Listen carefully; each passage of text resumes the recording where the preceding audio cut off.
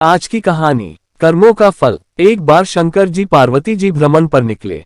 रास्ते में उन्होंने देखा कि एक तालाब में कई बच्चे तैर रहे थे, लेकिन एक बच्चा उदास मुद्रा में बैठा था। पार्वती जी ने शंकर जी से पूछा, ये बच्चा उदास क्यों है? शंकर जी ने कहा, बच्चे को ध्यान से देखो। पार्वती जी ने देखा, बच्चे के दोनों हाथ नहीं थे, जिस कारण वो तैर नहीं पा रहा था। पार्वती जी ने शंकर जी से कहा कि आप शक्ति से इस बच्चे को हाथ दे दो ताकि वो भी तैर सके।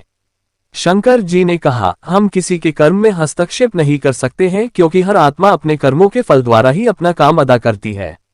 पार्वती जी ने बार बार विनती की। आखिरकार शंकर जी ने उसे हाथ दे दिए। वह बच्चा भी पानी में तैरने लगा। एक सप्ताह बाद शंकर जी पार्वती जी फिर वहां से गुजरे। इस बार मामला उल्टा था, सिर्फ वही बच्चा तैर रहा था और बाकी सब बच्चे बाहर थे। पार्वती जी ने पूछा, ये क्या है? शंकर जी ने कहा, ध्यान से देखो। देखा तो वह बच्चा दूसरे बच्चों को पानी में डुबो रहा था, इसलिए सब बच्चे भाग रहे थे। शंकर जी ने जवाब दिया, हर व्यक्ति अपने कर्मों के अनुसार फल भोगता है। भगवान किसी के कर्मों के फेर में नहीं पड़ते हैं। उसने पिछले जन्मों में हाथों द्वारा यही कार्य किया था, इसलिए उसके हाथ नहीं थे। हाथ देने से पुनः वह दूसरों की हानि करने लगा है। प्रकृति नियम के अनुसार चलती है, किसी के साथ कोई पक्षपात नहीं। आत्माएं जब ऊपर से नीचे आती हैं तब सब अच्छी ही होती हैं। कर्मों के अनुसार कोई अपाहिज है तो कोई भिखारी, तो कोई गरीब, तो कोई अमीर, लेकिन सब परिवर्तनशील हैं।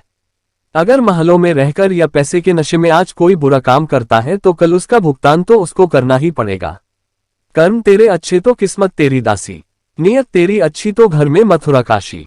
ओम नमः शिवाय।